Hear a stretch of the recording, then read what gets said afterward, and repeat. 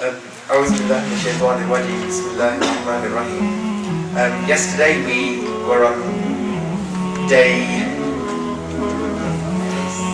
6 and we discussed the journey beginning from Makkah to Medina, and we discussed that in quite some detail, which leads on to today, which will be the invitation from the people of Kufa. So we've got quite a lot to cram in today.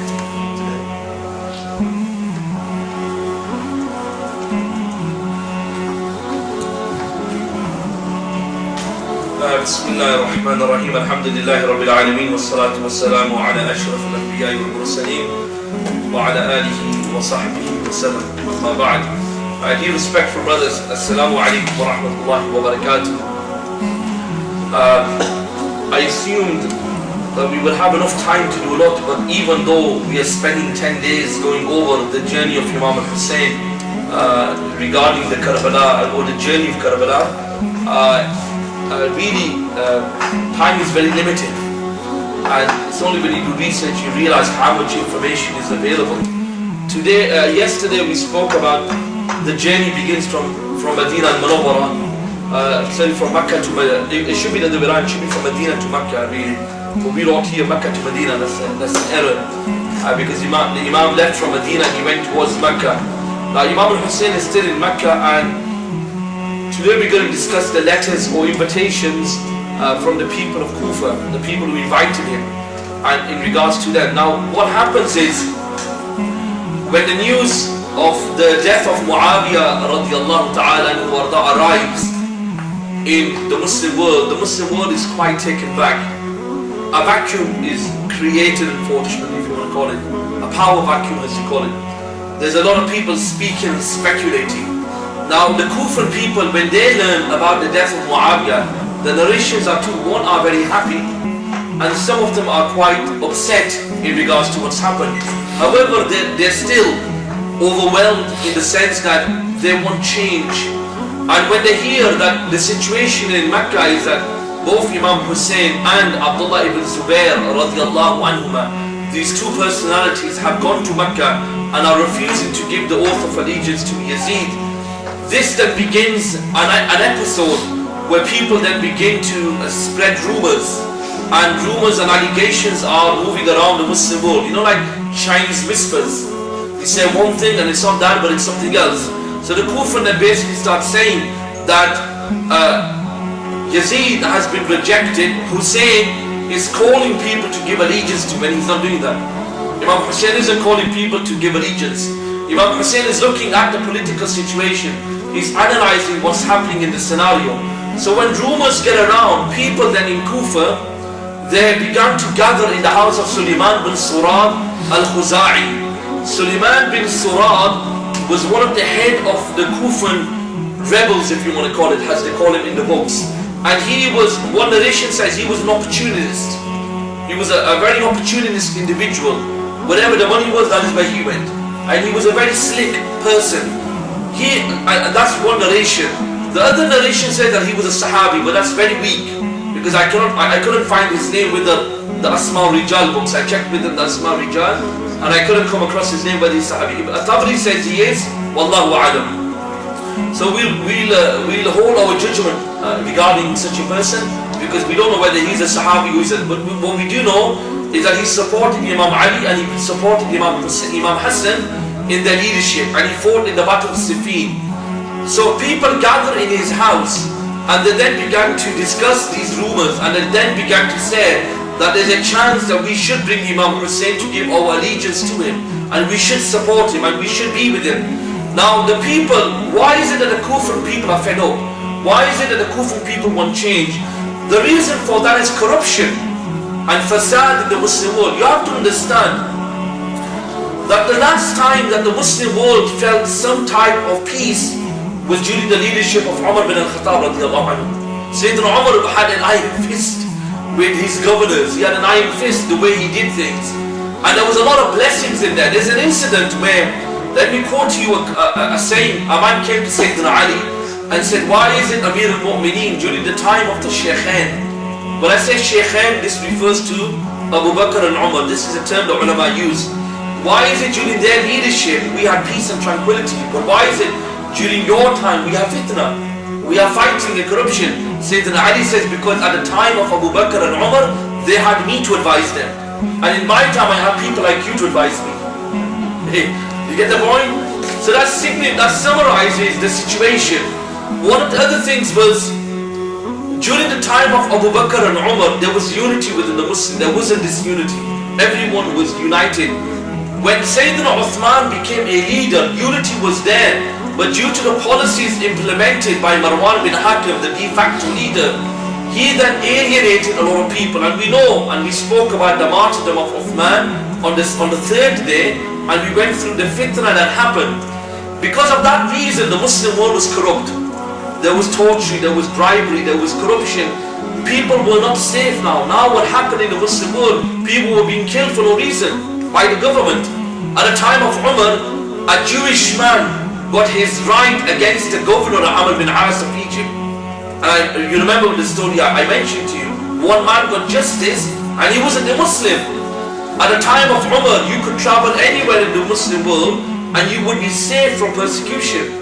But now the reality is what? Now the situation happens that in the Muslim world it's chaos. There's turmoil. There's fighting, there's killing, there's looting. People did not go out publicly. The government was oppressing the people. The rich were becoming richer. Governors were becoming arrogant. Governors had then turned their palaces from a palace which had no door to a cloth that Umar had, to a palace which had a fortress. And it was so high that they say in the narration that the people could just look down at the subjects. And the governors were arrogant.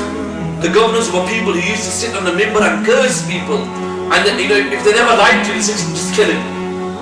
That was the barbarity, the barbarism of what was happening at that time. That was the type of dhulm, oppression was happening. When this oppression happened, the people got fed up. That was at the time of Uthman. When Ali came in power, people thought it would finish and it would change. But the reason why it didn't change was why? Ali had two battles. On one side he was fighting Muawiyah to give the allegiance. And then the second fitna he had was the Haruri Khawarij in Haruriya. Haruri is a place in Iraq. And that is where the Khawarij met and they dispelled themselves from the gathering of Sayyidina Ali. So Sayyidina Ali had two major fitnas to deal with it, and he wasn't able to deal with it because of the people he never trusted. And then Imam Hussain came into the position. And again the same thing happened to Imam Hussain. So I think Muawiyah was the leader for a lengthy period. What are we looking at? 41 after Hijri? 40 after Hijri, Imam Sayyidina Ali passes away. 41, Imam Hussain abdicates. 10 years, that's 10 years. I mean, 20 years we're looking at. Up to 60 after Hijri. We're looking at Rajab. Muawiyah had over 18, 19 years of leadership. During that time, policies were not implemented. The governors of the Muslim world were oppressive. You cannot deny history, it's a fact. For example, you had Ubaydullah bin Ziyad, who was the governor of what? He came to become the governor eventually. He was a Basra, but he comes to Kufa. His father was called Ziyad ibn Ziyad. And Ziyad, they used to call him Ziyad ibn Abiha. Ziyad, the son of his father, because no one knew who his father was. Okay, there's another narration regarding that. So what you found within the Muslim world is that the governors were oppressive. When you had this dhulm, this oppression, people wanted change. People wanted the golden days to come back from Umar. People wanted sakina and tranquility. So when they saw Imam Hussain and they realized that Imam Hussain had rose up, and the Chinese whisper went around, and then the legend went around of Hussain, bravery of Imam Hussain. He's the son of Ali. He has power, he has strength. He's risen against whom? The tyrant.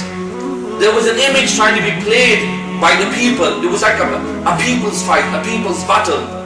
So morally and mentally the people were for Imam Hussain. Mentally they were ready. But in their heart, they were not with Imam Hussain. Because they were scared of their property. They were scared of their family. Because what happened? If the government found that you were disobedient to them, what did they do? They punished all of your family.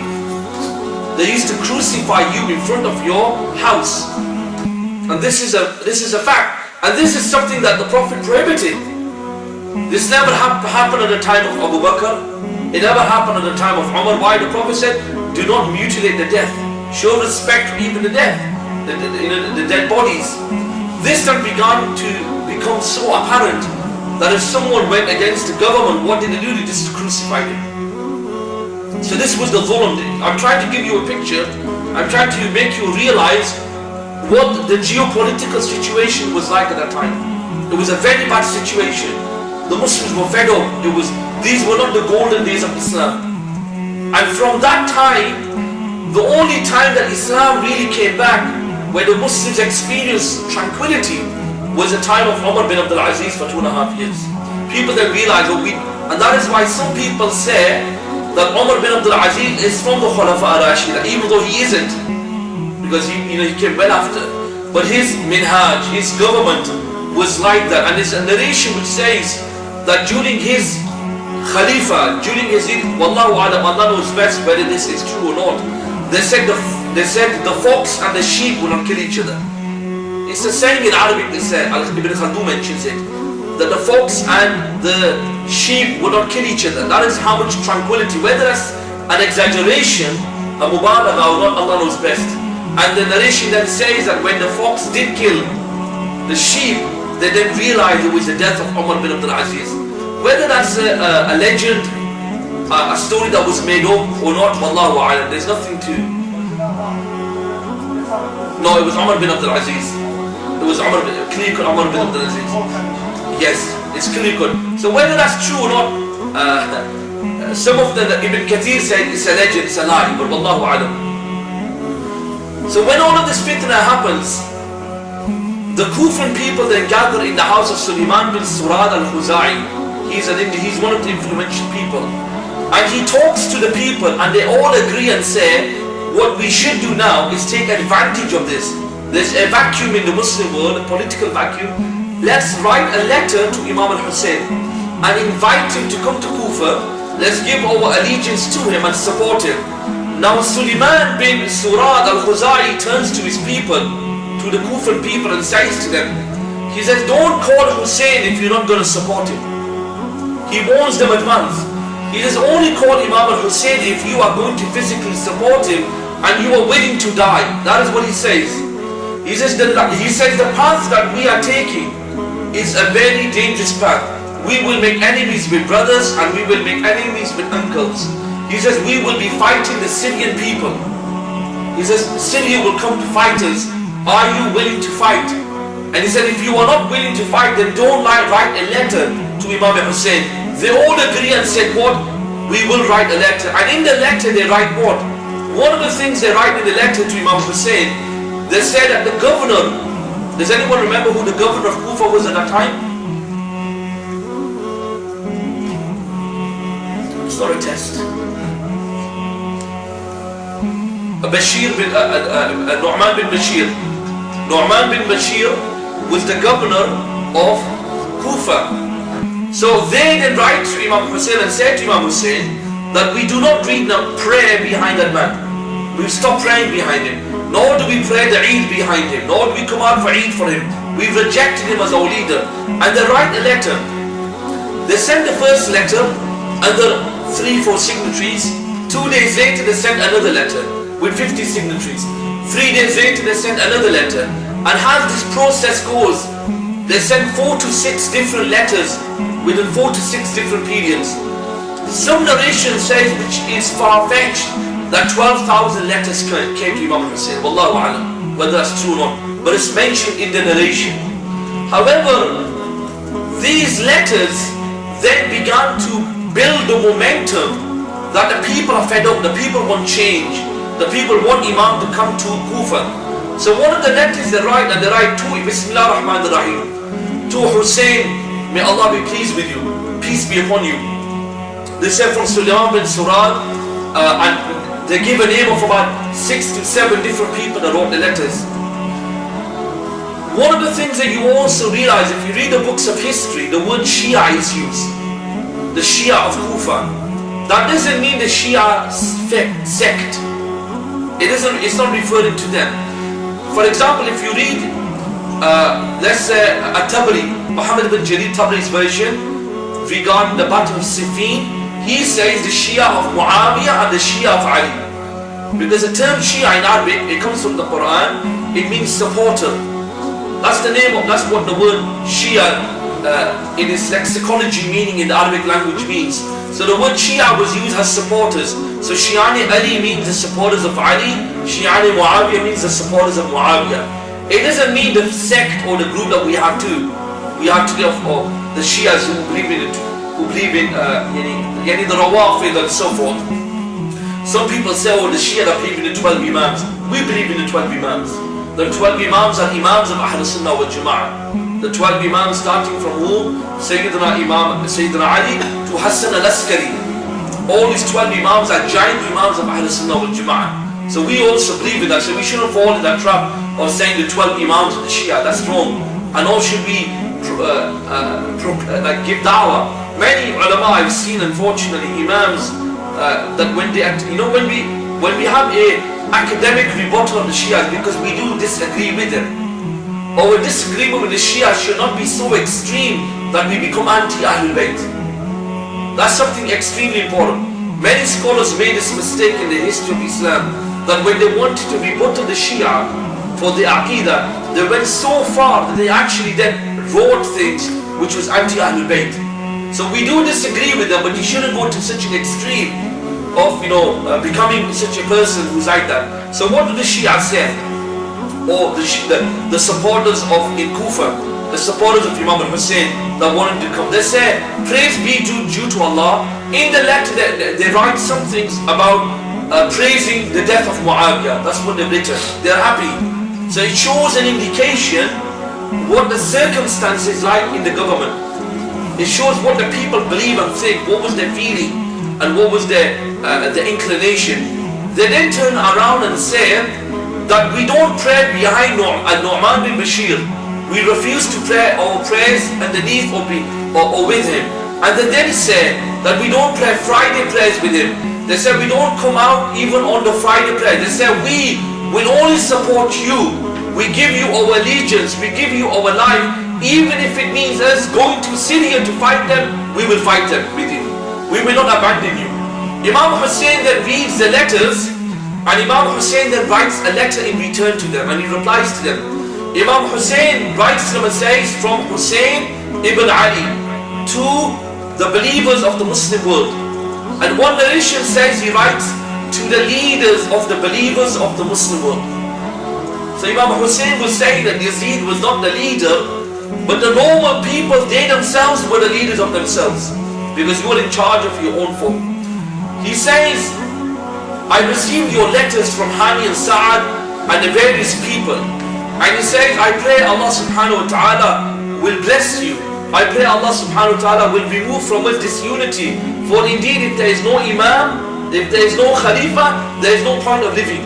That is how fundamental it was to have a leader of the Muslim world. It was life and death. Imam Hussain says, I read your suggestions, I read your views, I read your letters. May Allah be pleased with you. May Allah reward you. And may Allah bless you. And may Allah, he says this, may Allah unite us under the banner of Islam. May Allah put us, unite us. He says, however, what I'm going to do, I'm going to send you my representative and my cousin. He's a representative from my family, and he's extremely close to me, and I love and support him. His name is Muslim bin Aqil. Muslim bin Aqil, I'm going to send him to evaluate the situation. Who is Muslim bin Aqil? For those who are not aware, Muslim is the son of Aqil. Aqil is the elder brother of Sayyidina Ali. Sayyidina Ali had basically, some narrations say 4 brothers. One was Talib, hence the reason you get Abu Talib. His father was called Abu Talib. He had one son called Talib. One was called Ja'far. Ja'far is the Sahabi who was martyred in the Battle of Mu'tah, I think, in Syria. And both of his arms were cut off. And the Prophet said, Ja'far is now flying in Jannah with 2 wings. Allah replaced his 2. And when the Muslims came back with the news that they had won the battle, the Prophet said, I don't know whether I should be happy or upset. The Prophet loved them a lot. I don't know whether I should be happy who were upset, happy because the Muslim won the battle, who were upset because Ja'far's passed away. He was the Prophet's cousin. He was the elder brother of Sayyidina Ali. And another brother of Sayyidina Ali was called Aqil. Aqil was 10 years older than Sayyidina Ali, karamallahu ta'ala wajhul kareem. So his son is called Muslim. And he is the first cousin, paternal cousin, which we call Chacha Zad by in our language, of Imam Hussain radiyallahu anhu. Imam Hussain says, I'm sending you my brother, my cousin, and he will evaluate the situation, and depending upon what he says, we will take things further. May Allah forgive you, and may Allah unite us for it. And then he says, if there is no Imam to judge between us, between the book of Allah and the Sunnah of the Prophet, he says there's no purpose to live. My life is only of purpose if we submit to Allah. Now these are the letters that Imam Hussain receives, and the momentum starts to build. At the same time in Basra, let me tell you again, you had Mecca, the leader of Mecca was Amr bin Sa'd. The governor of Medina was Walid bin Utbah, you remember? Walid bin Utbah was then fired and he was replaced with Amr bin Sa'd. So Amr bin Sa'd was the governor of both Mecca and Medina. The governor of Basra was Ubaydullah bin Ziyad, this evil man. And the governor of Kufa was Nu'man bin Bashir. These were the governors. Back in Basra, which is another city in Iraq, and I don't know if whether whether you all remember the Iraq war, just the second Gulf War, that is where the British forces were, in Basra. They call it Basra in English. That was the city, it's called Basra. Once called Busra in Arabic, don't get mistaken about that, that's in Syria. There's one Basra and one Busra. Busra is the city in Syria which the Prophet went to, sallallahu alaihi wasallam, when he was a child. And when he met Bahir the monk, radiyallahu anhu. That's another city. This is Basra in Iraq. There were two cities in the Islamic knowledge which are extremely famous. There were literally 4 cities that were known for Islamic knowledge in the early days. One was Mecca, one was Medina Sharif, Mecca Sharif, one was Kufa, and one was Basra. These are very famous for Islamic knowledge. Al-Kufa is where Imam Abu Hanifa comes from. Imam Abu Hanifa was from Kufa, radiallahu anhu. So going back to Basra now, again, the people in Basra are supporters of Imam Hussain too. They then galvanize themselves and they meet in the house of a woman called Maria bint Sa'ad.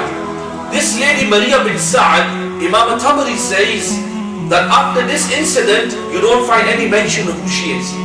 There's no narration of who she was or where she was. All we know, she was a woman that lived in Basra and she was very sympathetic to Imam Hussain. She gathered the people in her house and the people would then begin to speak about the legends, would speak about the dhulm of the leaders, and would speak about the future of the Muslim Ummah and how good it would be that Imam Hussain comes and takes an army and fights Yazid and kills Yazid. There is a man called Yazid bin Nubayt. Yazid bin Nubayt radiallahu anhu, he's a legend from the people. He shows what it means to have loyalty. He demonstrates loyalty. When they are gathered there, he has 10 sons. He stands in front of everyone and he says, by Allah, I don't know what is in your heart. I don't know what's in your heart, nor can I speak on behalf of anyone, but I will speak on my behalf. He says, I swear by Allah, I will support Hussein, the son of the Prophet sallallahu alaihi wasallam. He says, even if it means me taking and fighting Yazid, he says, I'm willing to die for Hussein. He says clear. He says, from my sons, all 10 of them, he says, which ones of you are willing to join me to fight Hussein? Sorry, to fight Yazid, to support Imam Hussain. Only 2 of his sons supported him. He then put his armor on. When this incident happened, Ubaydullah bin Ziyad is the governor of Basra. Ubaydullah is a tyrant. And Nu'man bin Bashir, the governor of Kufa, his characteristic is that he's a soft man. He isn't a harsh man. He isn't a man, he's not a crude man. Ibn Ziyad is a crude man. If you get on his wrong side, he'll kill you. He doesn't care. And Nu'man bin Bashir was different. Ibn Ziyad realizes and reels and the whispers get around that the Basrians are meeting and supporting Hussein. And they are attempting to leave Basra to go to Kufa and someone to go to Medina. So he sends his guards and he says, do not allow anyone in and around Basra from every road. Yazid bin Nubayt somehow eventually got out and he met Imam Hussain. And when he got to Imam Hussain, that was Imam Hussain was actually going towards Kufa. He then submitted himself to Imam Hussain and he was one of the 72 people that was shaheed in Karbala. Him and his two sons. Imam Hussain actually gave him an option and said, leave, you can go. You know, it has no, he says, I prefer. He says, going back is a form of cowardness. He says, how will I show my face in front of Rasulullah and say to Rasulullah that I had an opportunity to defend your grandson and I took dunya over your grandson. He says, I swear by Allah, I will never take that. I would prefer to sacrifice and die under the banner of Hussein and be with him so that when I go to Rasulullah I will say, I am within the army of Hussein. You see, he had iman, he had taqwa, he had the piety of Allah. So he was one of the people that was martyred. What happens then was Imam Hussain then sends Muslim bin Aqil, and he sits with Muslim bin Aqil in the Kaaba near the, you know, the Hijr, you know where the semicircle area is? Near the Hatim, near that area. He sits with him there and Imam Hussain turns to his cousin and says to his cousin, oh my cousin, fear Allah. Have fear of Allah, know who we are, know my rights over you. He's reminding him of iman and taqwa. He says, go, I have a duty for you to do. Muslim bin Aqil says, what is it? He says, we've got these letters from Kufa. Before I make any intention to move, I want you to travel to Kufa, analyze and evaluate the reality on the ground. Tell me what the people think. Tell me about the situation. Afterwards, come back to me, write to me, and then I will make my decision. Muslim bin Aqil agrees. Muslim bin Aqil then travels by himself to Kufa. To get to Kufa, he has to go to Medina. He goes to Medina al-Munawwara and he enters into the city of the Prophet ﷺ. Muslim bin Aqil says in poetry, which many of the poets mention, he says, I feel a sense of sadness in me. He says, I felt like this would be the last day. I would never come back to Medina again. I would never come back to the city. He prays in the Prophet's masjid in Riyadh al-Jannah. After praying in Riyadh al-Jannah, he goes to the Prophet ﷺ. He goes to his uncle. Because the Prophet was his uncle. He was the cousin of his father. And he stands in front of the Rawdah and he begins to cry. He cries immensely. And this narration says he cries in such a way like a baby is crying. The one narration says his whole beard is wet. And then he finishes and he then greets his family in Medina, his relatives, and says to them, I have to go to Kufa. He then hires two guides who can show him the path from the tribe of Banu Qais. Banu Qais was a tribe. He hires two tribes from them and now he goes towards Kufa. On the way to Kufa, his two guides take a wrong turning and they become lost. And they become lost in the desert. They lose their direction. The tribulation is they have limited water. The water finishes. They don't know where they are. They're lost in the desert. No one to help them. No one to guide them. And two of his guides are on the verge of dying out of thirst. Allah subhanahu wa ta'ala then sent a blessing to them. Because Allah said, this is not the place for you to die, O Muslim. Why? The ulama say that, O Muslim bin Aqil, you are the sons of Abdul Muttalib. You are not the sons of anyone. You are the sons of those people who the world will appreciate and love.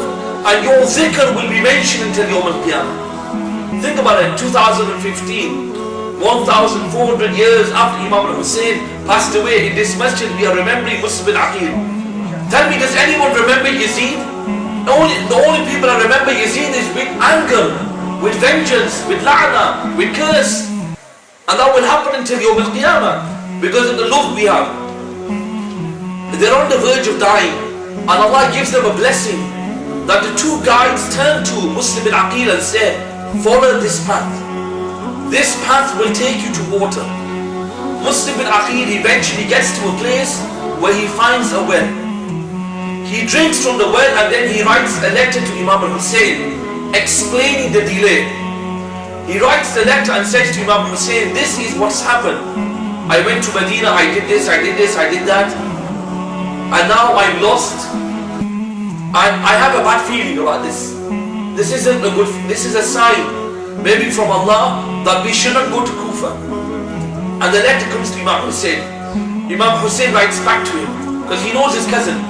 Imam Hussain says, oh my cousin, fear Allah, do not be a coward. I never sent you. Because cowardness is not a trait of the children of Abdul Muttalib. They are not cowards. They are decent people, but they are people who fight. He says, go and do what I told you and march to Kufa. Go to Kufa. Don't make silly excuses. Don't be a coward. Go to Kufa. Analyze the situation in Kufa. Then come back to me and then we will see what will happen. So what does Muslim bin Aqil do? When he reads the letter, Muslim bin Aqil cries. He says, Wallahi, I'm not afraid of myself, I'm afraid for Hussein. So that's what you call a cousin. You know, that's what you call a cousin. He says, I don't worry about my life is of no value. He says, but I don't want any harm to come to Hussein. I don't want no harm to come to Hussein's family, to the Ahlul Bayt. This is the love he had for him.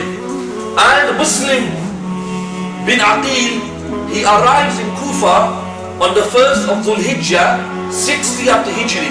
He arrived. When he arrives, Nu'man bin Bashir, who is the governor of Kufa, he calls the people together in the masjid. Because now he's realized people are meeting and planning and plotting to dispose Yazid.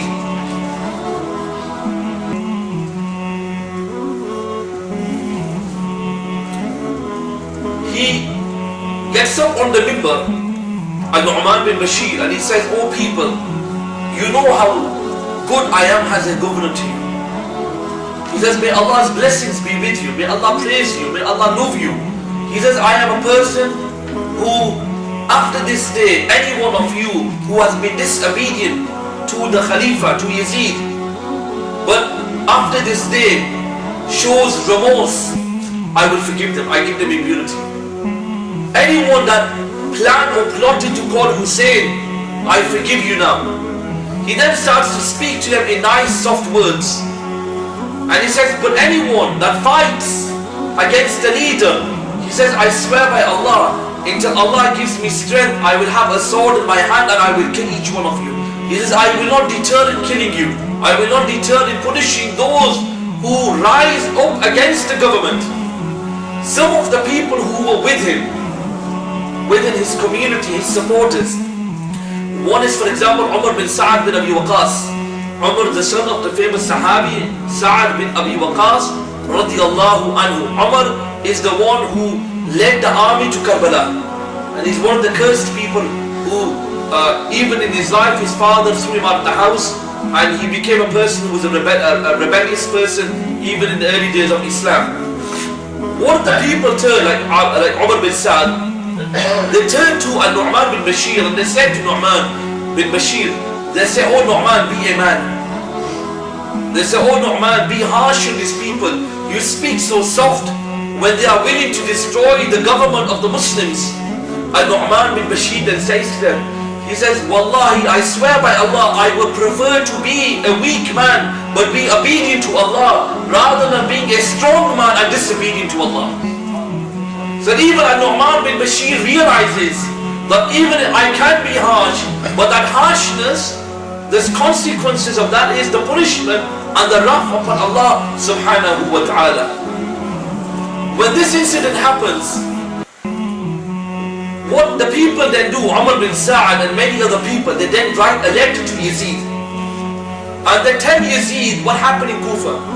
That your governor, Nu'man bin Bashir, who represents you, got up on the mimbar and he sounded like a weak man. And this isn't the sign of a leader. We want a leader that's strong. We want a leader that has an iron fist, that tells the people that if you break away from the government, we will chop your heads off, we will crucify you, we will do this, we will do this, we will kill you, we will torture your family, we will do this to your kids. You know, this is to punish them, to teach them a lesson. When Yazid reads this letter, Yazid then called his advisor called Sarjun. Who is Sarjun al-Rumi is called? Sarjun is a Christian. He used to be the secretary to Muawiyah in the early days of his leadership. He was one of Muawiyah's chief advisors and chief secretary, but he was a Christian. And remember what Umar bin al-Khattab radiyallaho anhu said. Umar made a policy. What was the policy? Umar said any high office position no non-Muslim can have.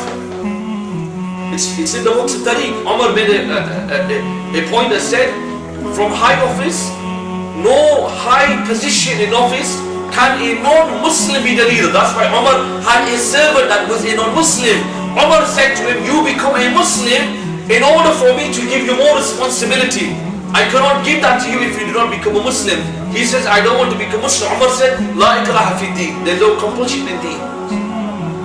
So this Sarjun is a leader. He is an advisor, chief advisor of Yazid. It shows you the type of people around Yazid. It shows you the type of advisors that he has, contradicting the Sharia. Sarjun says to him, Yazid, he says, if your father was alive today, would you follow his advice? Yazid said, yes. He says, let me give you advice. Appoint Ubaydullah bin Ziyad as the governor. Send Ubaydullah bin Ziyad, for he is a tough man. And Yazid then says, I don't want to appoint him, because at that point, Yazid had a falling out with Ibn Ziyad. And Yazid was about to write a letter to sack him as the governor of Basra. Eventually Yazid agreed. Yazid sent a letter, and when he sent the letter, he said to what? He said, oh Ibn Ziyad, I have promoted you. You are now the governor of Kufa too, and Basra. When you receive this letter, immediately you must travel to Kufa and you must resolve the fitna, and you must solve the fitna and the killing and the problems that we have. Yazid then says, I have learned that Hussain sent Muslim bin Aqil to Kufa. He says, when you find him, kill him and make his killing an example for the people. Or you can free him or let him go. It is your choice. That is one narration. That's a weak narration. The authentic narration is he says kill him. Okay? So Ibn Ziyad, when he receives this letter, the next day he marches to Kufa. At this time, the people are waiting for Imam Hussain to enter. They are waiting and anticipating the arrival of Imam Hussain to Kufa. Ibn Ziyad, when he's outside Kufa a few miles, Ibn Ziyad stops and he puts some Yemeni clothes on to present himself. And he put a black turban on and he put a cloth over his head. In a protocol. When he enters into Kufa, the guards who are in Kufa mistake him for Imam Hussain. And the guards then say, oh, welcome, O son of the Prophet. Welcome, O son of Fatima, the daughter of the Prophet. Ibn Ziyad is so angry with this.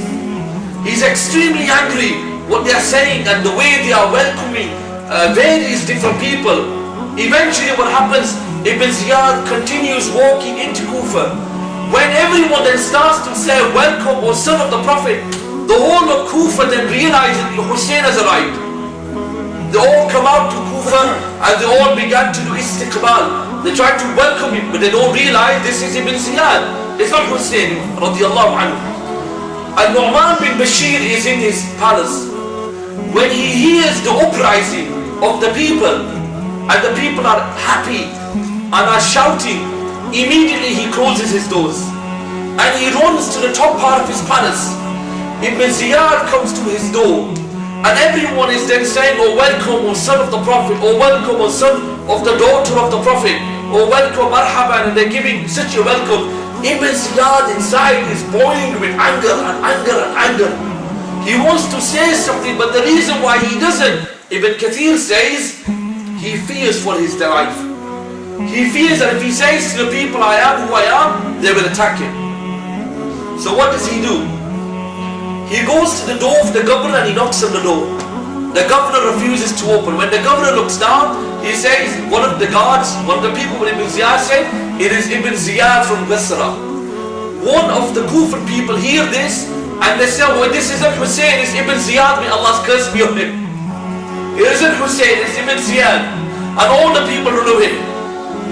Nu'man bin Bashir opens the door and the narration says what? The narration says Ibn Ziyad arrived in Kufa a day after Muslim bin Aqil arrived. A day after.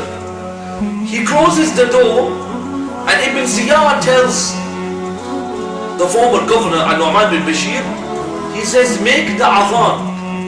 One adhan was for what? The salah. One adhan was when the governor wanted to make an announcement. So all the Muslims came to the masjid. Ibn Ziyad gets on the minbar. He says, my name is Ubaydullah bin Ziyad. You know who I am. You know my father. My father dealt with you rebellious. My father dealt with the rebellious people during his time. And you know what my father did to you people. When you disobeyed the leader Muawiyah, we killed you. He's playing a psychological game with the people.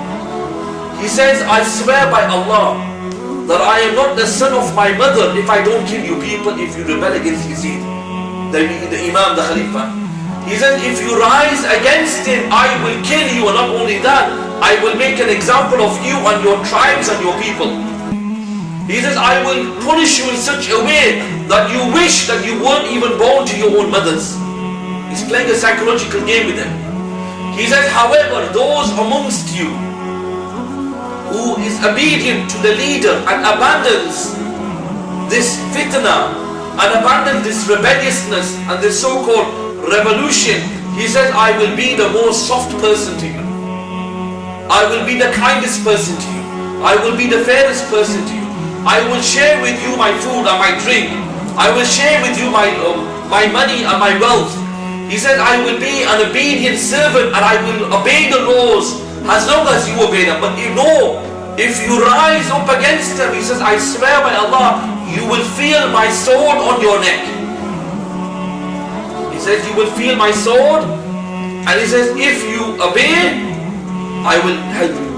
This sent shockwaves in the people. This was a scary moment for the people. The women began to come out. And the women, what did they do? They began to get their sons and daughters and said, come back.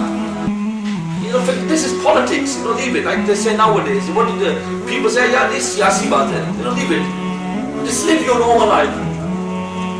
Work 9 to 5. Come home and relax. Don't get involved in politics. So all this is similarly what happened. The women ran to the market and began to grab their husbands and their brothers and their sons and said, come back home. Ibn Ziyad, then what he does, Ibn Ziyad then has a servant from the tribe, before that. So now is this, after the sermon of Ibn Ziyad, Ibn Ziyad now wants to find where Imam Hussain is.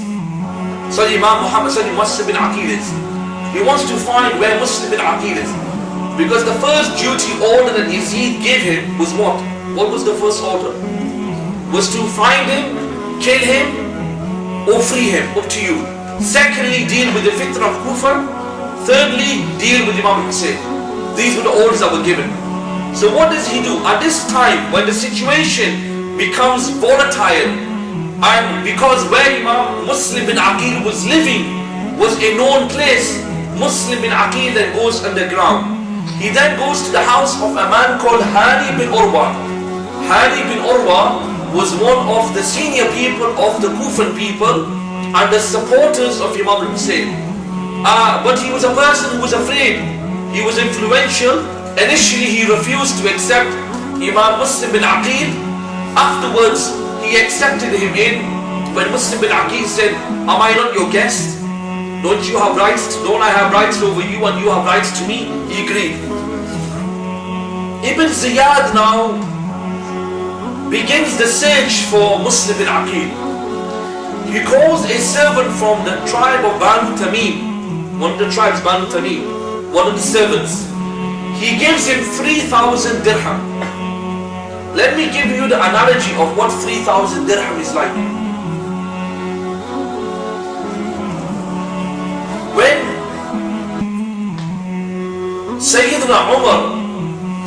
Sayyidina Ali radiyallaho anhu warda, when he was going to marry Fatima to Zahra salamullah alayha, the mahar he gave, the dowry he was going to give was his shield, his armory.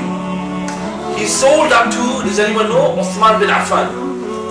And he sold it to Uthman bin Affan for 400 dirham. How much? 400. Uthman bin Affan, and what did he do? When he gave the 400 dirham, Ali then gave that 400 dirham to Fatima to Zahra. Uthman radiallahu anhu came on his wedding day and said, this is a present to you now.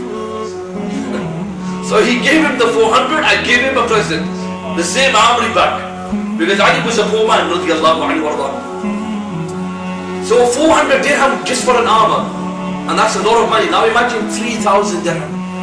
So you can see the comparison. How much it is, the value.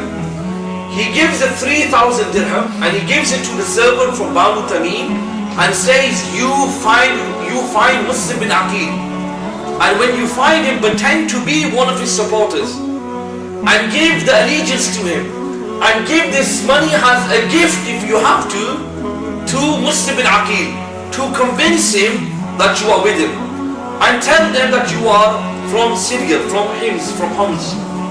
So this individual, what does he do? The first place that he goes is the masjid. When he enters into the masjid, he looks around in his spine.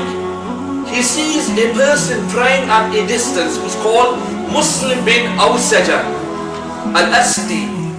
He was Imam Hussein's right hand. So he was Muslim bin Aqil's right hand man in Kufa. He goes to the people and says, who is that man praying? They said, that man is the servant and the right hand man to Muslim bin Aqil. He says, take me to him. He goes to Muslim bin Aqil and he goes to Muslim bin Awsaja al-Asdi, and he says to him that I am a Shia, I am a supporter of Hussein. I love Hussein. I hate Yazid. I hate Ibn Ziyad. May Allah's la'na be upon them. I offer you my allegiance. I have this money, 3,000 dirham, which I collected, and I want to give this to you so that you can use it in the campaign against Yazid. You see the psychological mind games. Why? Because bribery, behaving un-Islamically. And Hussein doesn't behave like this.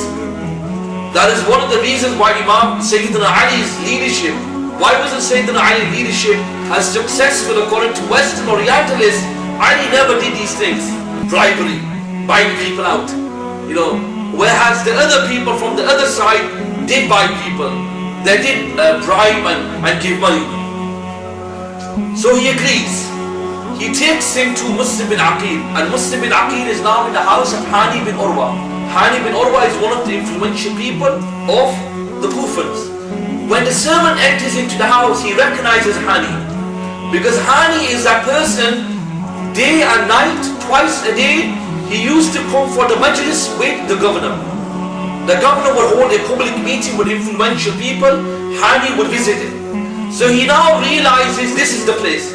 He goes to Muslim bin Aqil, he gives the bay'ah, the allegiance to Muslim bin Aqil, and he gives him the 3,000 dirham. And Imam Muslim bin Aqil accepts it. He sits there for a number of days, the narration says, to get more information, to report back, because the information isn't just about capturing this person. The information isn't about just capturing Muslim bin Aqil, is to get information, intelligence.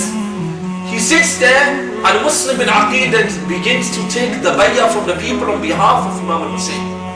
The narration says 18,000 people gave allegiance at that time. 18,000 people. And he then begins to show the people the letter of Hussein. When Muslim bin Aqil reads the letter, everyone begins to cry.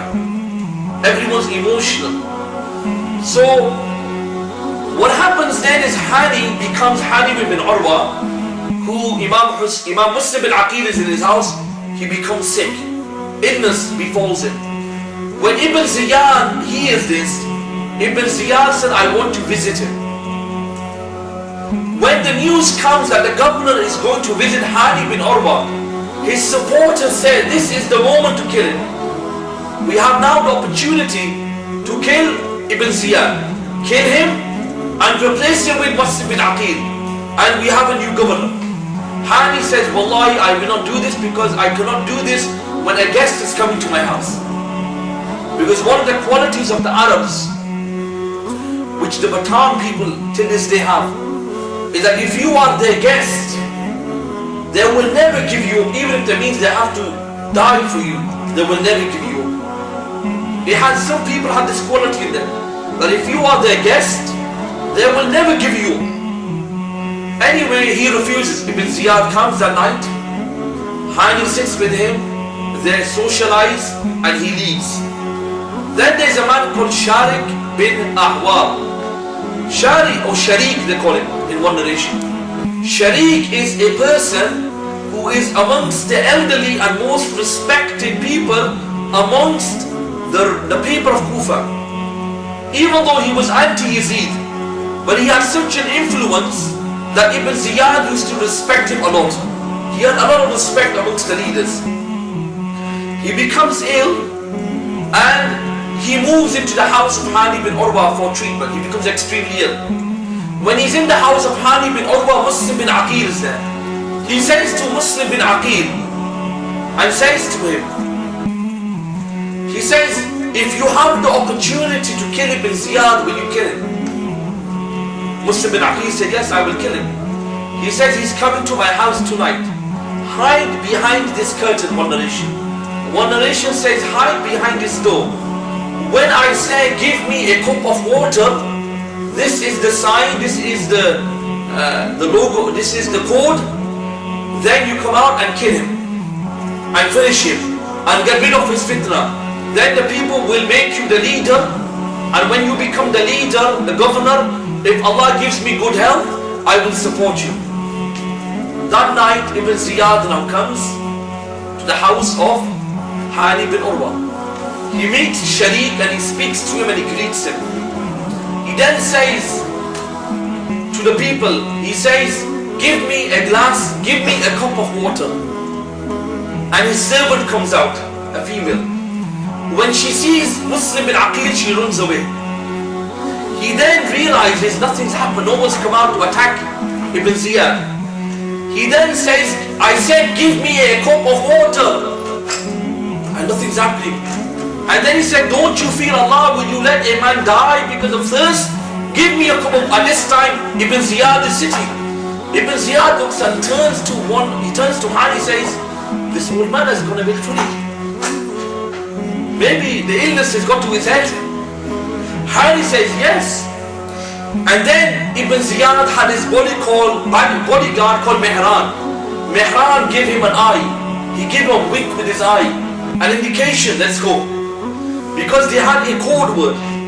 Whenever they went to any meeting, if his life, Ibn Ziyad's life, was in danger, all Mehran had to do was wink at him.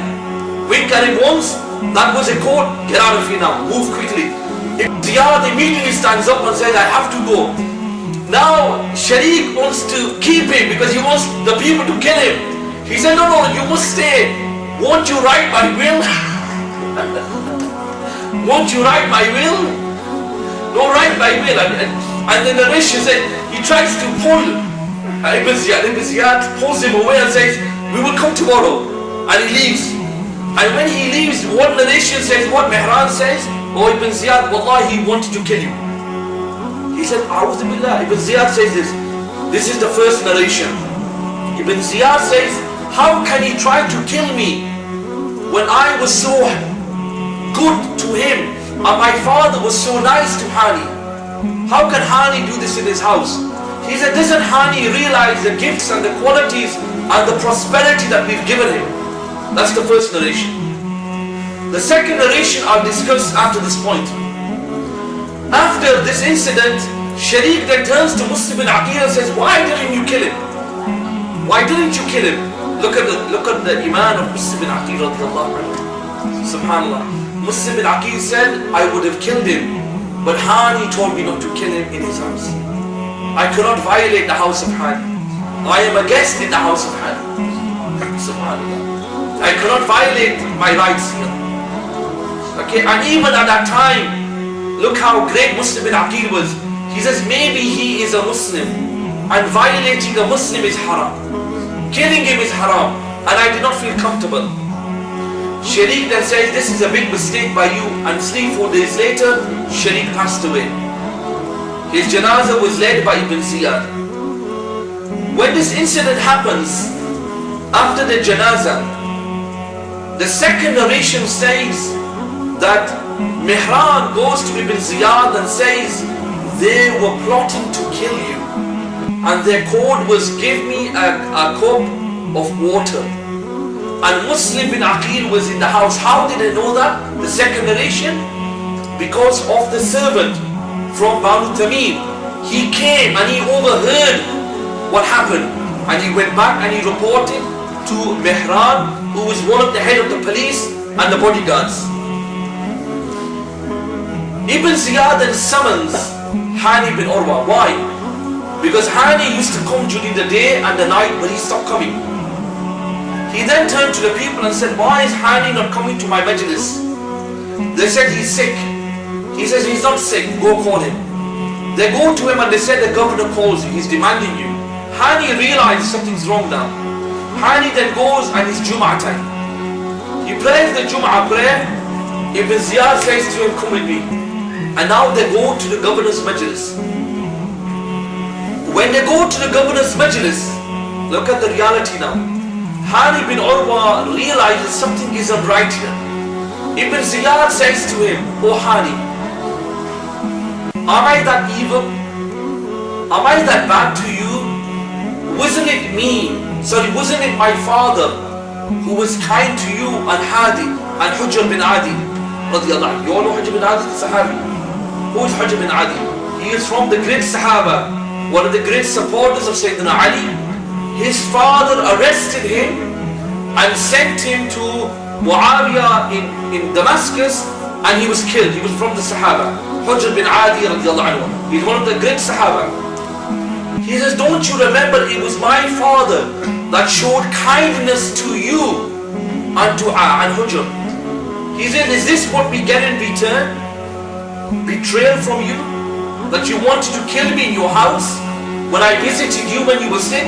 Hani says, I swear by Allah, this is not right. I never planned this, I never plotted. He says, I've heard that you've got Muslim bin Aqil in your house. You're hiding. You've got Muslim bin Aqil in your house. Have you got him? He says, I swear by Allah, I haven't. Eventually they have an argument, and Ibn Ziyad says, quiet. He says, bring the servant out, come here. And the servant comes out from Banu Tamim. When Hani sees him, he recognizes him. He's a spy, the one who gave 3,000 dirham. He says to Hani, do you recognize him? Hani is kept quiet. He says to his servant, do you know who he is? He said, yes. He says, Muslim bin Aqil is in his house. Ibn Ziyad turns to Hani. And look, even at this circumstance, Hani now realizes he's on death. Hani then says, I swear by Allah, I never invited him to my house. Nor have I plotted against the government, because he never plotted. Hani says, he came to my house and I had to accept him as a guest. Islam tells me that. I cannot abandon him, I cannot turn against him. Ibn Ziyad then turns around and says to him, I demand you to give me Muslim bin Aqil. I demand you to give over Muslim bin. Hani says, Wallahi, I cannot do that. Ibn Ziyad says, why? He says, he's my guest. Ibn Ziyad says, I'm not requesting you, I'm ordering you to give me Muslim bin Aqil. Hani says, Wallahi, even if you open the ground underneath my feet, I cannot give him to you. He's refusing, the governor. And they began to fight. One of the tribesmen who loved Hani, he said to Ibn Ziyad, let me speak to him. He takes Hani to the side and says, oh Hani, I know you, you know me. Wallahi, your life is precious, and I don't want to see you die. Listen to the governor, give him up to the government. You will have no blame on you. Hani says, if I give up Muslim bin Aqil, who is my guest in my house, he says, how will I show this face in public? How can I show my face in public and say, I am the same person that when Muslim bin Aqil came to me as a guest, I had the rules of protection for him, but because of my own life I gave him up. He said, I swear by Allah, I will not give him up. Ibn Ziyad says, come here. When he comes to Ibn Ziyad, he has a whip, a cane, and Ibn Ziyad hits him with the whip, and he cuts his mouth, his forehead, and breaks his nose. And some of the flesh falls onto his beard. When this happens, then Hani sees a sword.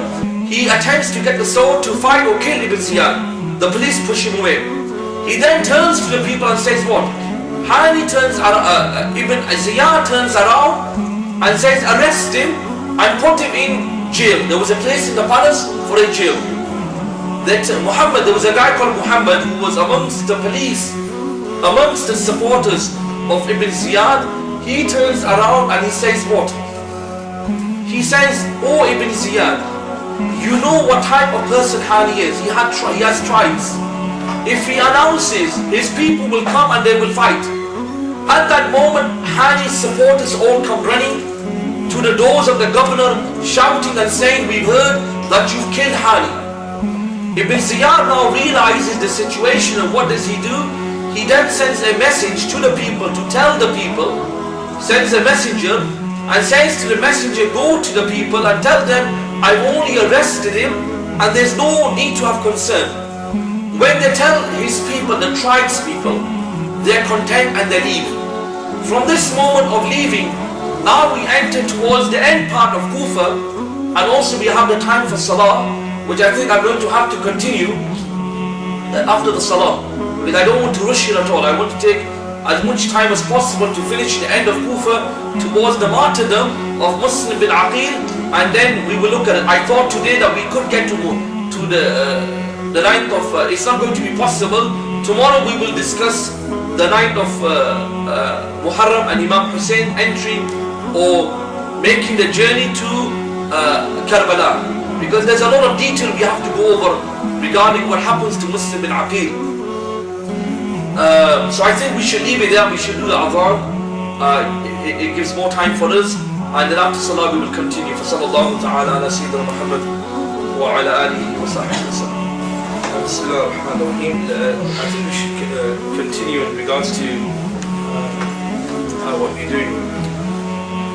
Before the break, or before Salatul Isha, we basically discussed a few issues and a few points that needed to be.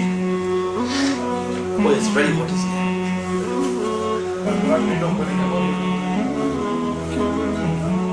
So let's get back to point. So the issue is now, the scenario is that Hani's been arrested, Hani been so Hani is a person who was giving shelter, refuge to Imam Muslim bin Aqil, and the reality and the situation is that when he is confronted by Ibn Ziyad in the Majlis, do you have such a person, do you have refuge with such a person? He denied it. Anyway, he admits it, and what happens is Ibn Ziyad then says, or he demands and says, bring me back or give me Hani, sorry Muslim bin Aqil, give me Muslim bin Aqil. Hani refuses, and the reality is that he goes into jail. He's put into prison, into an area. Here I can go band kar. It disturbs the whole. I cannot concentrate. It's better. Shukriya. So let's go back to regarding what happens. The news now gets back to Muslim bin Aqil, who's now in the house of Hani bin Urwa. The news comes back, and what is the news? The news is that he's been arrested. So Imam Muslim bin Aqil announces and says, announce for battle, for war. Bring the people out, because he has 18,000 people that gave allegiance or bay'ah to him. 18,000 people then gather, respond to the call of Muslim bin Aqil, and all of them march. Muslim bin Aqil is within the central of the army. He's leading a cavalry in the central part of the army.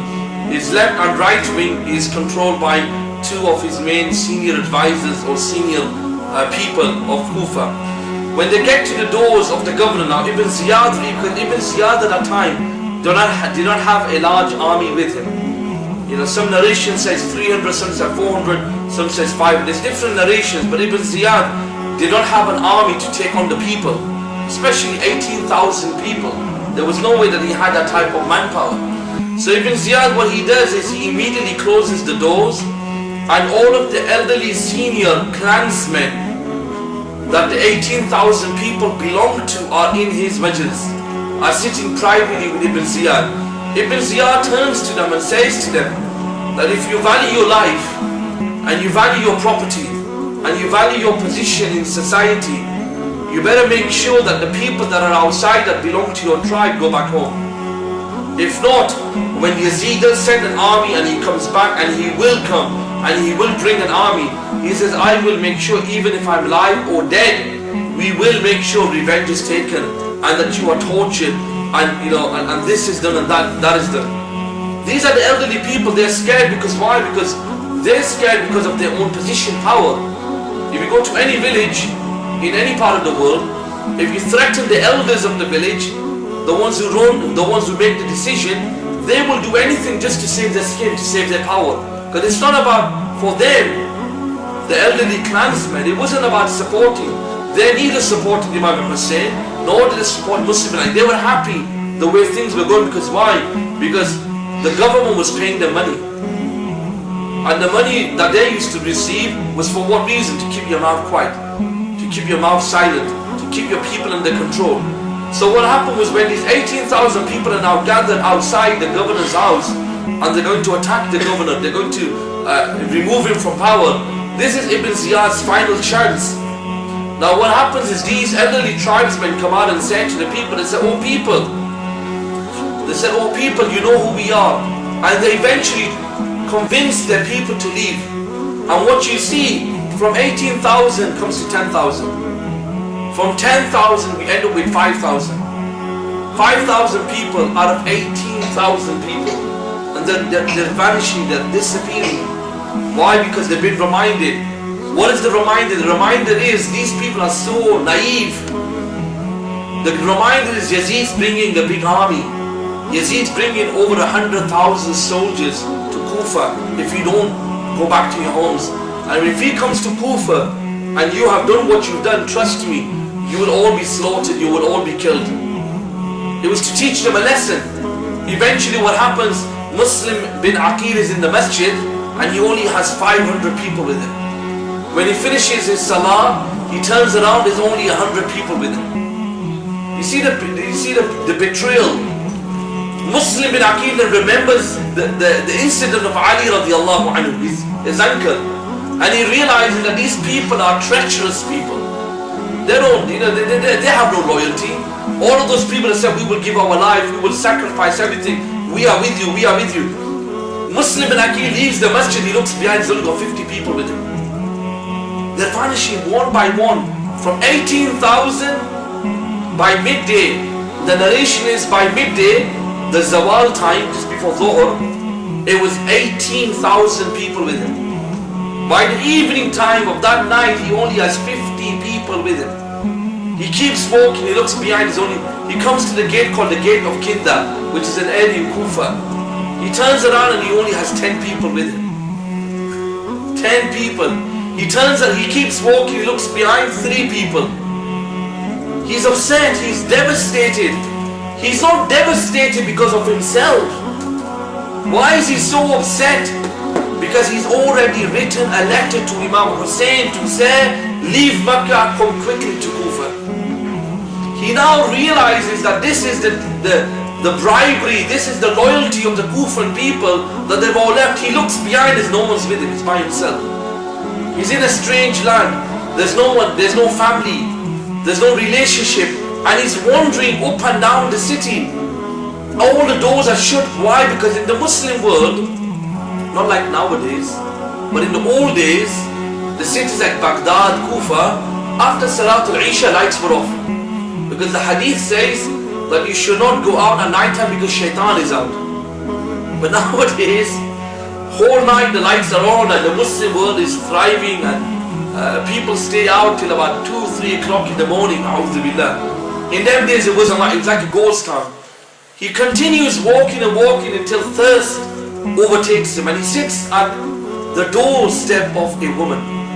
The woman comes out and says, "O fear Allah, O servant of Allah." She says, "Fear Allah, O servant of Allah." This was something that the people would say a lot, servant of Allah, to remind the people. She says, "You better move from me because there'll be suspicion of the people. What is a man doing in front of my door?"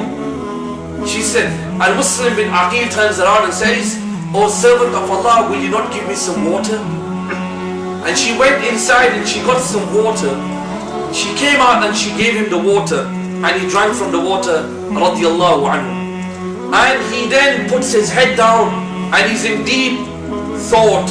He's upset. And the woman says to him, "Leave now, go, O servant of Allah." He doesn't answer. She says it the second time, "Leave, O servant of Allah." The third time she says, "Don't do this dhulm upon me.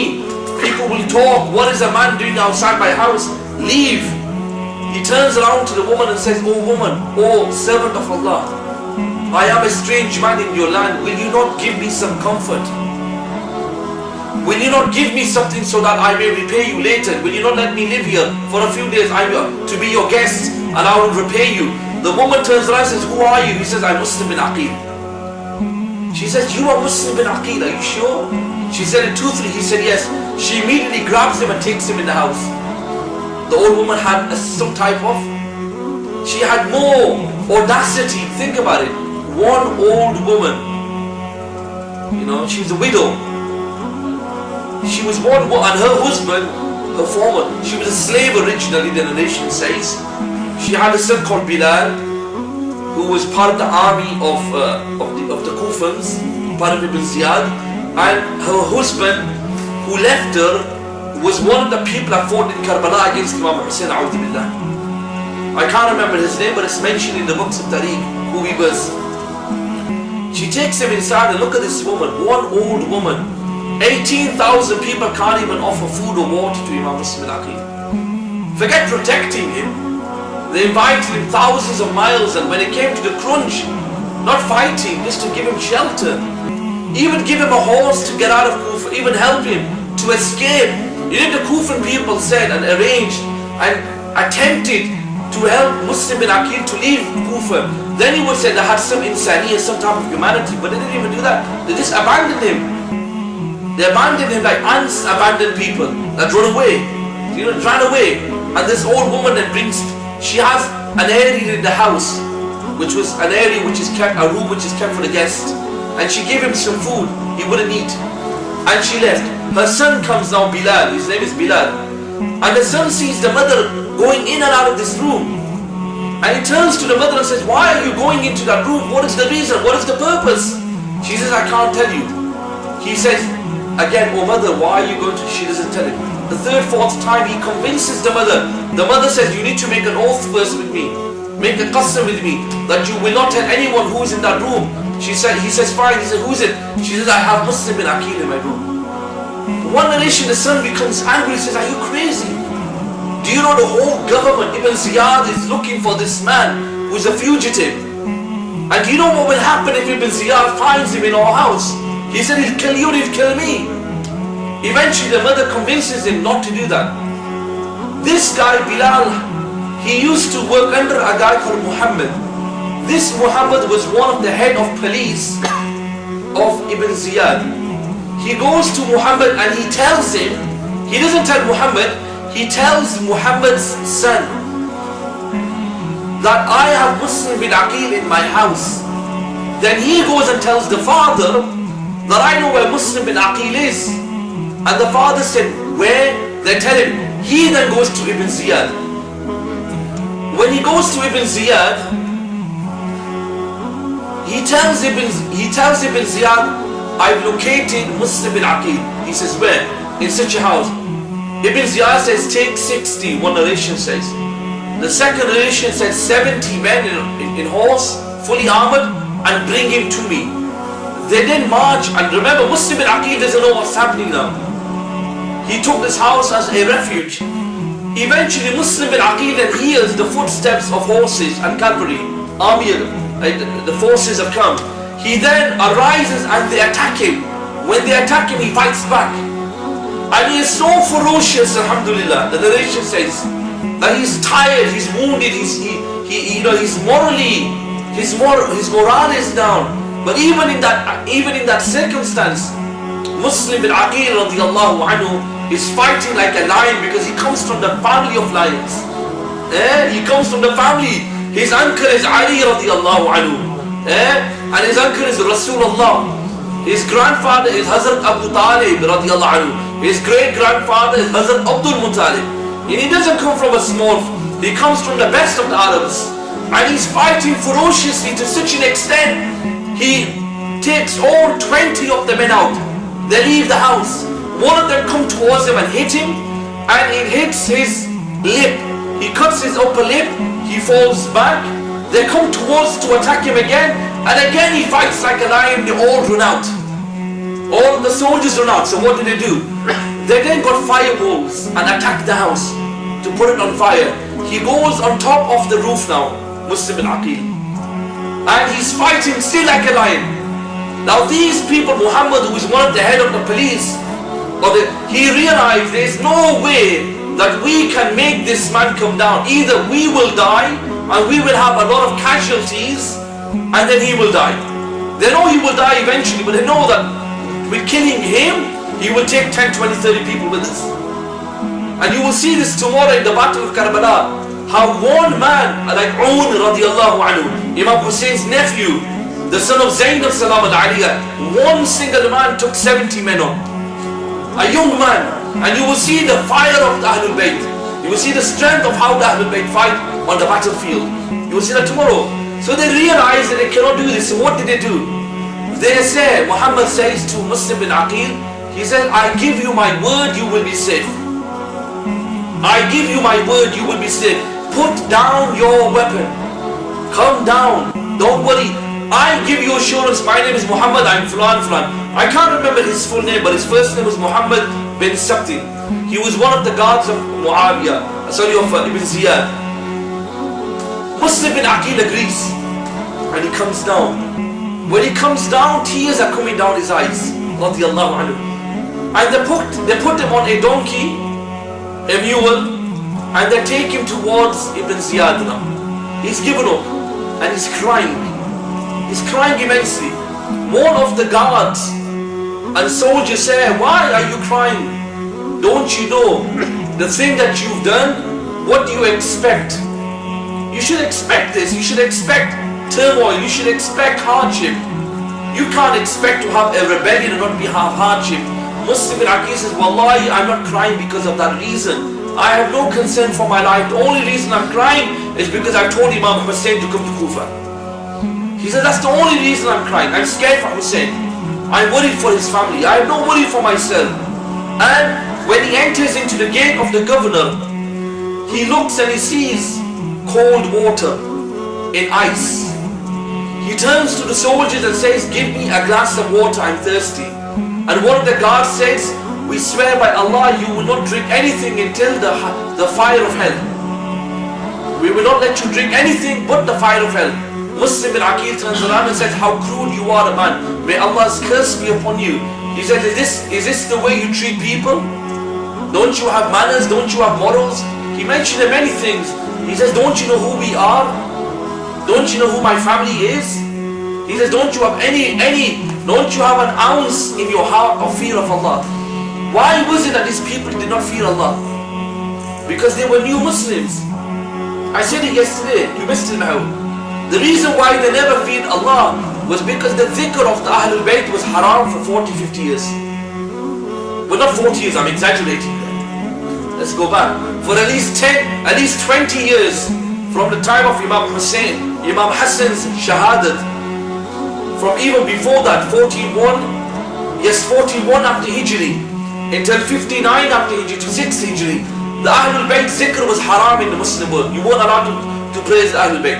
Ali radiallahu anhu was cursed on every member. The fadail of the Ahlul Bayt was closed. No one knew the fadail. So the iman wasn't strong. They never knew. They thought, these are just whoever they were.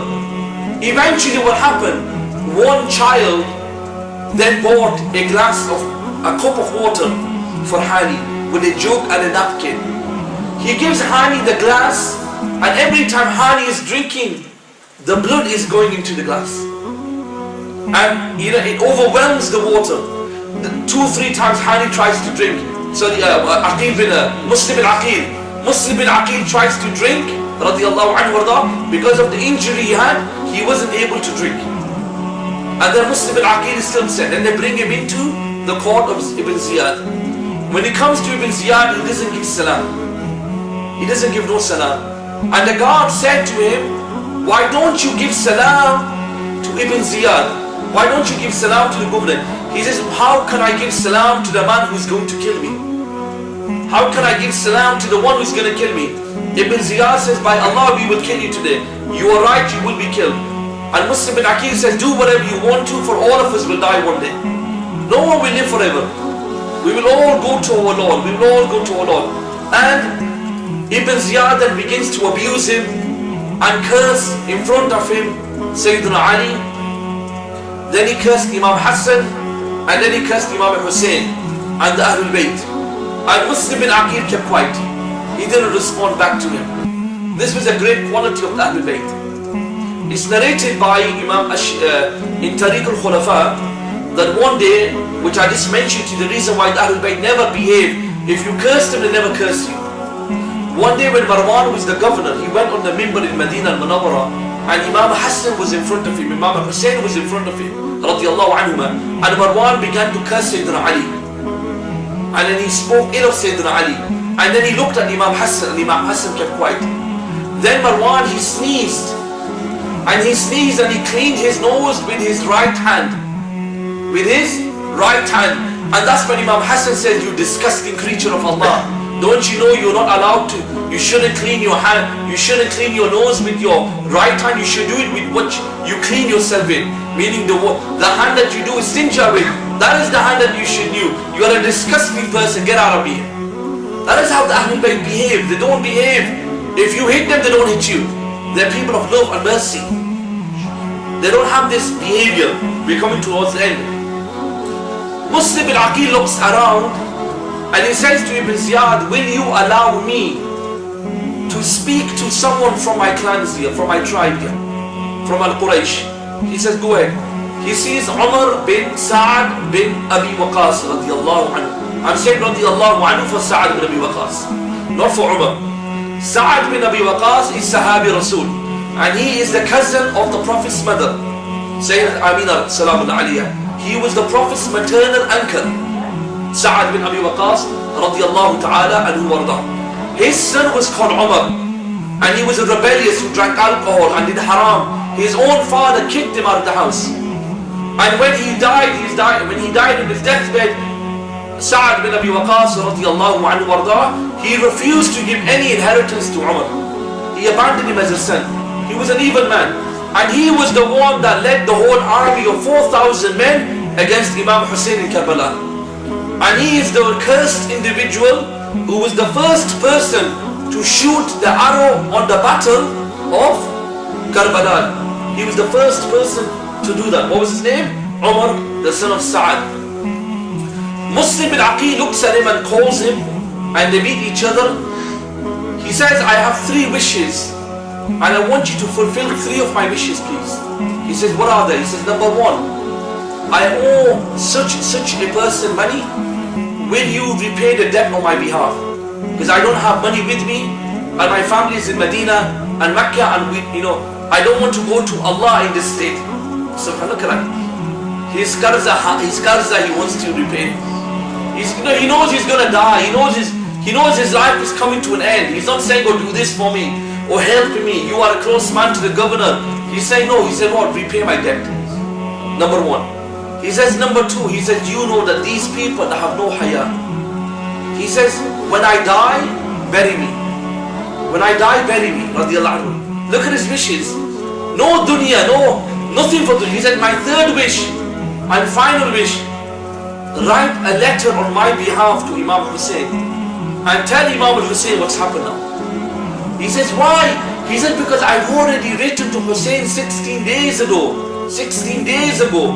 I told Imam Hussain he's about to leave Mecca. And I am afraid for him and afraid for his family.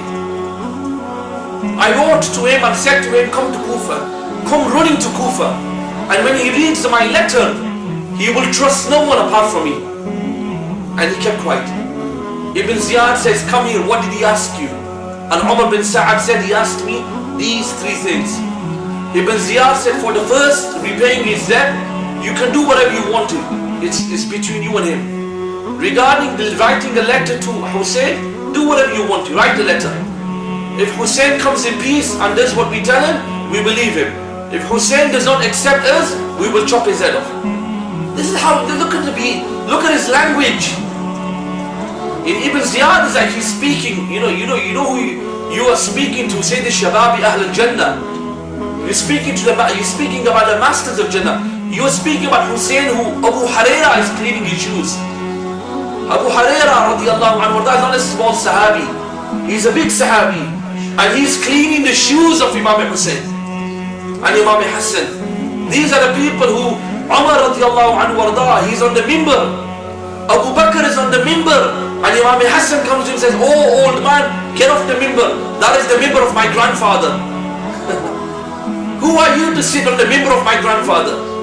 You can't sit on the mimbar of my grandfather. And Abu Bakr that day cried. Abu Bakr cried so much. He says, Wallahi, the child spoke the truth. He went to him, he picked him up, he put him on his lap, and Abu Bakr went one step down. He says, I will never sit on that step again. Because that is where Rasulullah sat on, sallallahu alaihi wasallam. And then Abu Bakr kissed him. So Ibn Ziyad has no sharam, no haya, no amana, nothing. He has no insaniyat in him. And then he says, however, the third request of burying him, by Allah, we will not let you bury him. He says, we will not let you bury him. We will make an example of him. And Muslim bin Aqil turns around to him and says, do whatever you will, for whatever happens will be the will of Allah. Only the will of Allah will happen. He has no fear for his life. Ibn Ziyad looks at him and says, don't you want to beg for your life? He's mocking him. He says, this is what he said, Inna lillahi wa inna ilayhi raji'un. This is the iman of, he says, he says, oh Ibn Ziyad, don't be happy. Ibn Kathir mentions this narration in Al-Bidayah. He says, oh Ibn Ziyad, do not rejoice on the killing of man, for indeed one day you will die. For indeed you will die one day.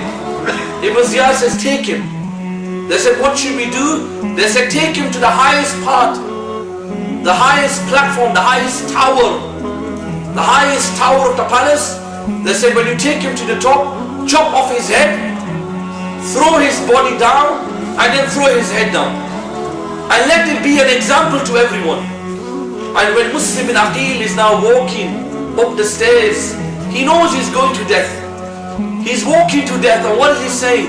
Subhanallah walhamdulillah, Allahu Akbar, Subhanallah walhamdulillah, Allah. He's just praising Allah, Subhanallah walhamdulillah. He's crying. And the people said, why are you? He says, I'm worried for Hussein. He's worried for Hussein, not for himself, not his own life. He doesn't care because he knows my life. He's worried that Imam Hussain is coming with his family, and they take him to the top, and the one who hits him, he hits him once, but he doesn't decapitate his head. And when he does this, Muslim bin Aqil looks at him and says, oh sir, oh enemy of Allah, oh enemy of Allah, isn't it enough what you've done? Why did he say that? Because the person who was killing him was the same person who attacked Muslim bin Aqil in the house, who injured him here when he cut his lip. And I forgot to mention, Muslim bin Aqil that hit him with a sword which cut his shoulder. And Muslim bin Aqil said, isn't that enough blood for you? Blood for blood, what I did to you? And he said no. And Muslim bin Aqil then said what? He remembered Allah. He said he remembered Allah. He says, oh Allah, forgive me for my sins. Oh Allah, treat these enemies of yours the way they treat us, the way they've humiliated us today. And that's when they killed Imam Muslim bin Aqil. He chopped his head off, he threw his honorable body from the top of the tower to the bottom. It fell, it smashed, his head fell, and everyone saw what they did to Muslim bin Aqil. Not a single person from the Kufans came back to say, why did you do this to Muslim bin Aqil? And this is what they did. And then what did Ibn Ziyad then do? He said, call Hani bin Urwa. He says, take him up, chop his head off, and do the same to him. When the guard came down, Ibn Ziyad says to the guard, what was Muslim bin Aqil doing towards the end of his life? When you were going to kill him, he says he was seeking refuge in Allah from us, and he called us the enemies of Allah. And Ibn Ziyad then said, even pride in his death. Even Ibn Ziyad admitted that in that state he is not seeking anything apart from what? He is only seeking the pleasure of Allah subhanahu wa ta'ala. And he was shaheed on the 9th of Dhul Hijjah, 60 after Hijri. He radiyallaho anhu warda became shaheed, and that's where we end our presentation today. And tomorrow we will quickly go a recap very quickly about Imam Hussain getting to the Karbala, and then we will talk about the battle tomorrow inshallah. فصلى الله تعالى على سيدنا محمد وعلى آله وصحبه وسلم.